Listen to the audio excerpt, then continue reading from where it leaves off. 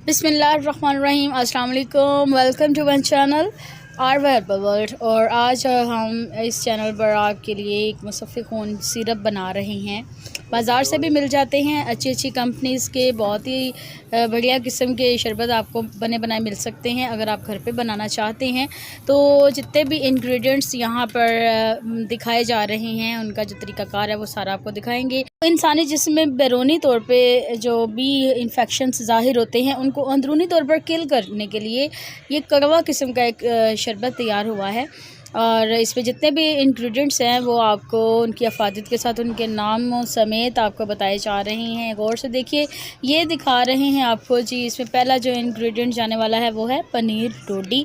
बाज़ार से बहुत ही इजीली अवेलेबल है और स्किन के तमाम डिसीज़ को कवर करने के लिए बेइंतहा मुफीद है।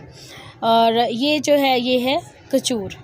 और खजूर की जो अफादियत है वो मैदे को बिल्कुल तवाना करता है, जिगर की इस्लाह करता है और निज़ाम इंहज़ाम को बहुत अच्छा कर देता है। तीसरा हर्बल इंग्रेडिएंट जो यहाँ पे दिखा रहे हैं ये काले मोतियों की तरह है। इसका नाम है चाक्सू। ये भी इंसानी जिस्म के अंदर रुके हुए तमाम गैर ज़रूरी मादों को डिटॉक्स करता है। तो हमने चूँकि मुसफ़्फ़ी खून सिरप बनाना है तो हम इसमें तमाम ऐसे इंग्रेडिएंट डाल रहे हैं जो हमें अंदर से अच्छे से प्योरीफाई कर सकें, हमारे ब्लड को ठीक करें। और जी चराइता जो है वो जिल्द को साफ़ सुथरी इसलिए कर देता है क्योंकि ये खून को बिल्कुल प्योरीफाई कर देता है। फ्री रेडिकल्स जो मूव करते हैं ना बॉडी में, वो निकाल देता है पेशाब के रास्ते, पखाने के रास्ते। ये तमाम इंग्रेडिएंट्स मिलके काम करते हैं। और मुसफ़्फ़ी खून सिरप में जो फोर्थ इंग्रेडिएंट ऐड होने जा रहा है वो है खुश्क अफसनतीन।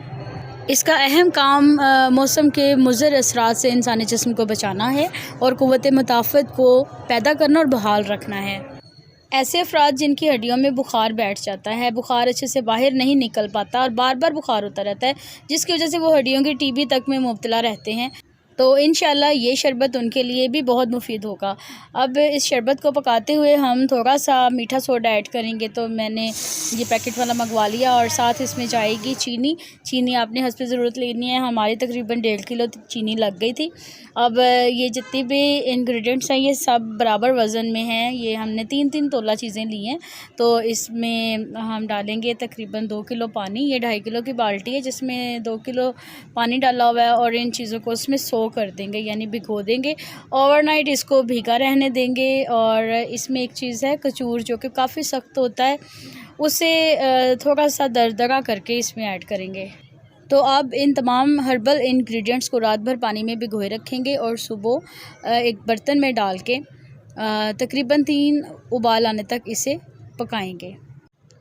आँच इतनी तेज़ नहीं करनी, मीडियम सी आग पे इसको उबाला दिलवाना है ताकि पानी के अंदर तमाम तर जड़ी बूटियाँ जो हमने रात भर भिगोए रखी हैं उनका असर अच्छे तरीके से आ जाए। 2 से 3 उबाल आने में तकरीबन 10 से 15 मिनट लग गए हैं और अब इस पानी को ड्रेन कर लेंगे। इस वक्त ये पानी जायके में काफ़ी कड़वा है, इसलिए तो बाद में इसमें चीनी ऐड करके अभी इसे पकाना है। ये रही वो तमाम जड़ी बूटियाँ जो कि हमने भिगो के रखी थी। ये अब हमारे किसी काम की नहीं, इसे हम वेस्ट कर सकते हैं। पानी को मज़ीद साफ़ करने के लिए एहतियाती तौर पर किसी भी बर्तन के ऊपर आप मलमल का कपड़ा बांध लीजिए और पानी को एक बार उसमें से मज़ीद गुजार लीजिए ताकि जड़ी बूटियों का कोई भी तिनका वगैरह जो है इसके अंदर रह गया है वो कपड़े के ऊपर आ जाए और अच्छे तरीके से साफ़ सुथरा पानी हमें हासिल हो जाए।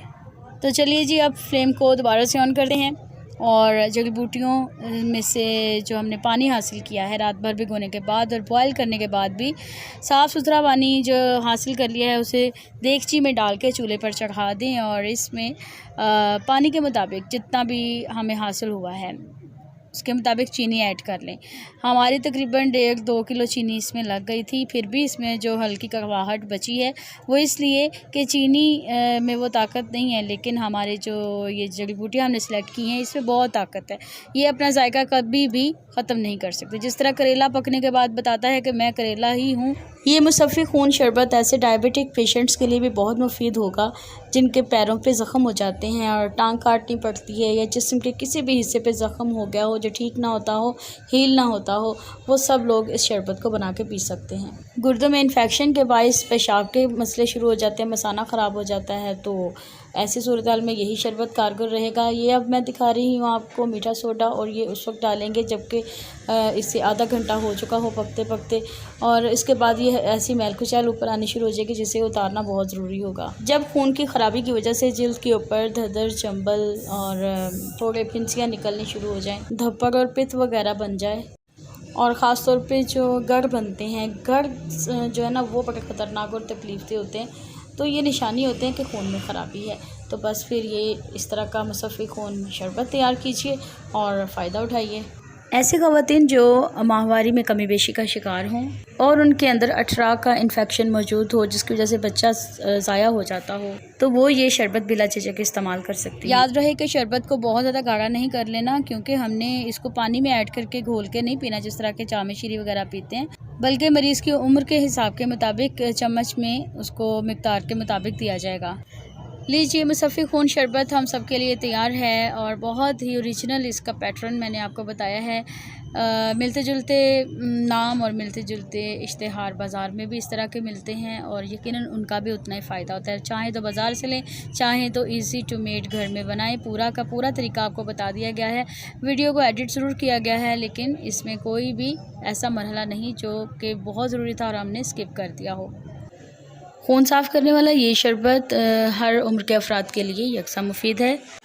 चाहें तो इन तमाम हर्ब्स का पाउडर करके इन्हें कैप्सूल्स में भर सकते हैं, चाहें तो इस तरह की कंसिस्टेंसी में शरबत पका के तैयार कर सकते हैं।